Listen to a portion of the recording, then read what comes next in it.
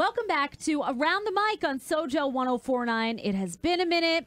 It's Heather DeLuca with you and our midday host now, Chelsea Corrine. Welcome. Thank you so much. I'm excited. Welcome to the discussion. We are just going to jump right in. It's a topic I've been holding on to because I wanted to get your input, your reaction, because Chelsea and I are both beauty junkies. That's an understatement. It's but like 50% of everything that we talk about. So actress Kate Beckinsale made news this week for getting a $650 facial that is allegedly made of foreskin. Oh. I don't know how to really describe all this without using the P word, but we are going to try to find other words to describe a certain appendage. Okay. But yes, it is the foreskin of a certain appendage. Okay. So Kate Beckinsale, to me, she's beautiful. She's a classy lady, too. Always shows up on the red carpet and kills it. Totally kills it. But she's in her mid-40s now, and she looks so youthful. And I know we talk about the celebrities getting these oxygen facials, these 24-karat gold facials. The vampire facial. With the blood. That's terrifying. I would do it, but it's terrifying. Snail or like slug goo. There are just places in the world that go to extremes when it comes to preserving beauty and staying wrinkle-free. So apparently it is the foreskins. My question was like, where do they get these foreskins from? Well, are they coming off cadavers? That's a lot. Like, it's There's not a large there's piece several of material you're working with. So and the what face they is a much say, bigger canvas. They are flakes of foreskin. So do they grind?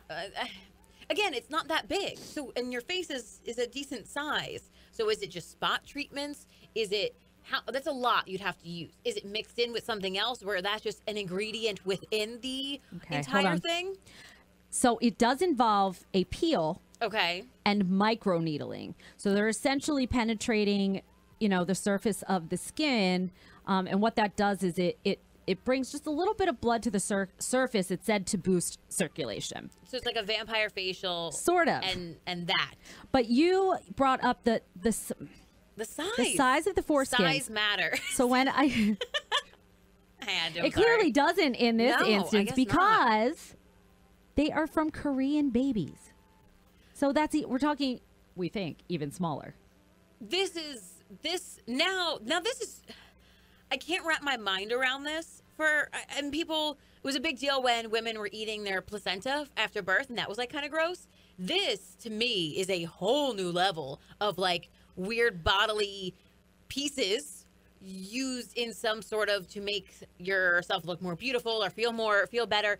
This is weird, especially because coming from babies, that makes it even weirder to me. And, they didn't get a say.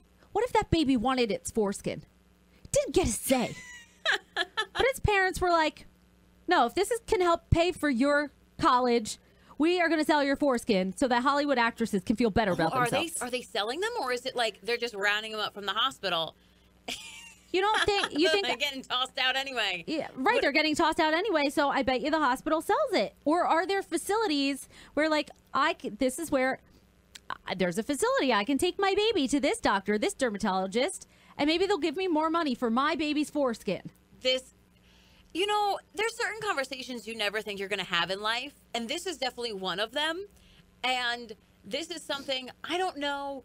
No matter how bad when I get older I want to look youthful, it's a line I think I would ever cross. The vampire facial, I would cross that line. I would do it. Absolutely. I would do the other ones, the snail ones. This is a line that I think you shouldn't cross. It's just above and beyond the weird. That's what I'm saying. Like, you're getting to my point for bringing this up is like, how far would you go? I say, like, I won't probably even get Botox for several reasons. Like, if I don't need to get a needle, like, I just shouldn't. Yeah. And then I'm afraid that I'll be like that 1% that has an allergic reaction or like my face freezes in a certain way. Fair enough. This, I would do. Because if it's going to help me look like Kate Beckinsale.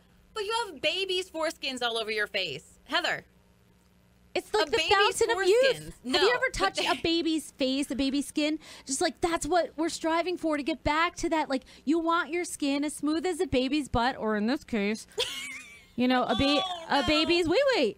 See, that's so weird. That's where I'm saying it's like it's just there's something perverse a little bit about it. Like, I'm not saying anything bad about you. I love you, Heather, but there's something a little very creepy about what this. I haven't gotten to the bottom of is what is exactly in the baby boo-boo foreskin that is so nutrient. I don't know. It's such a nutrient for the face to kind of turn back time or stop the aging process. I still want to know how many it takes for one. Like, it has to be a lot. Or is it, again, like such a small percentage of the actual facial? Like, is it mixed, you know, it's ground up or whatever they're doing with it with other ingredients? Ground up. What else are you gonna wear? Ground up baby foreskin. Well, you know how like it's basically any trend. Like Botox started with the Hollywood elite and with the top tier plastic surgeons in the country, and then it's come down to where you can like have a house party and like somebody will just come over and inject you. I would do Botox. And you know, like microblading, now you can go to like your local shopping mall and like they do that for you there. So I'm thinking like in a year or so, we might be able to find Korean baby foreskin facials in our area. I hope not. Accessible to us. And don't get you said microblading, don't get your brows microbladed at a mall. That will not turn out good. It won't. It won't look good. It won't look good. I just don't know. But this is a line I don't think I could cross. I say that now, but watch. If it becomes like a mainstream thing, you know I am that person that's like, the thing. Well, I'll do anything for a video. I'll do, you know, whatever it takes. So I don't know. I say no now, but I say no hesitantly because I know myself. Yeah, because we have, and we will. This is so gross, though. It's so gross. Okay, where do you stand on unconventional facials? Let us know. You can comment. You can comment below. You can tweet us, SoJO-1049FM on Twitter. We're all over social media. You can just hashtag around the mic and let us know, like, if something like a Korean baby wee-wee facial came your way, would you take advantage of it? Is that the official name? Korean baby wee-wee facial? I can't say the P word. I can't say it in a normal setting. So to reference a facial or a baby, like, it's just not happening. Fair enough. Fair enough. Moving on from baby Korean wee-wees to a kitchen sponge dressed in boxer shorts. Oh, like SpongeBob SquarePants. That's cute.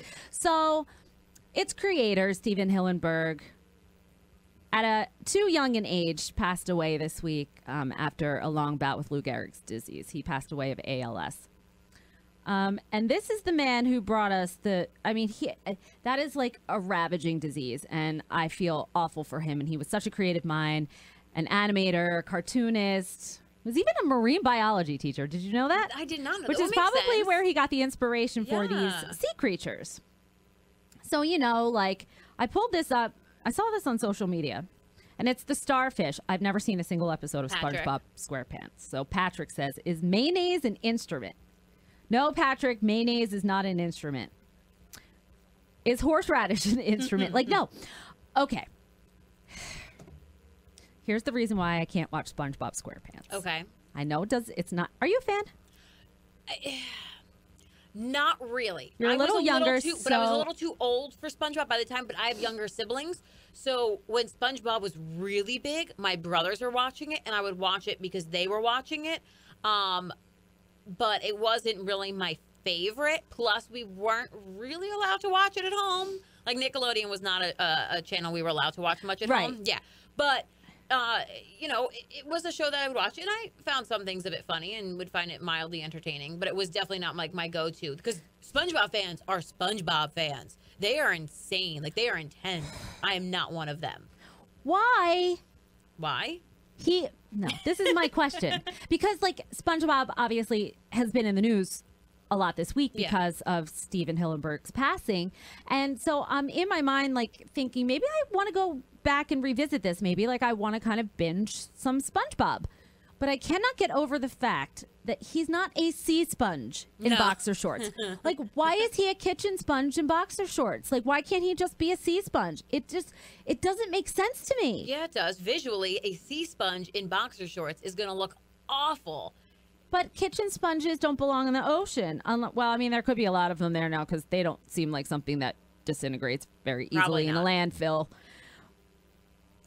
But it looks better. There was a squirrel in SpongeBob, and she wore like a scuba mask thing. I'm like looking at her right now, I think. A thing over her head. Sandy the squirrel. So that was a thing, and she lived in her dome. She's right here. Yeah, she lived in a dome. Yeah, Sandy. And she had her little flower on her. Well, how did she get there? I don't know.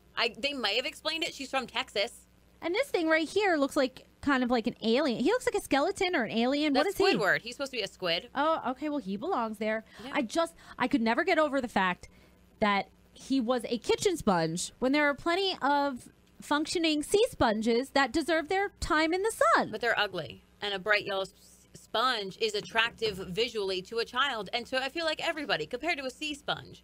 Sea sponges are great if you want to sponge paint, if you want to use it as a loofah kind of thing, but it doesn't look pretty. It just doesn't. I don't think that you can judge a sea sponge that wants to wear boxer shorts.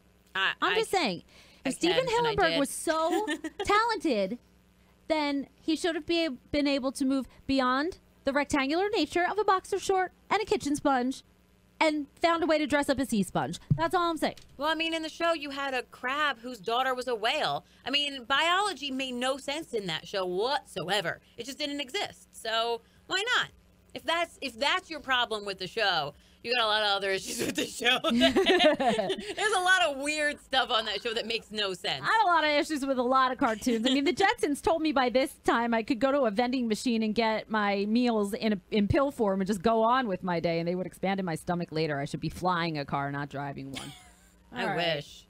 All right, well, this is Around the Mic on SoJO. This is our very own podcast, and if you give us a good rating, it's going to make us feel good. That would be fantastic. And come back for another profound conversation. If this is how we're kicking things back off, things are going to get real interesting real fast. Well, I brought these topics to the table next week, so I can't wait to see what's inside Chelsea's mind in the future. Hit that subscribe button so you always know when we post a new episode. And I am Heather DeLuca. You can catch me on the air 3 to 7 p.m. Monday through Friday. Chelsea, every midday from 10 a.m. to 3 p.m. And we will catch you next time on Around the Mic. Bye-bye.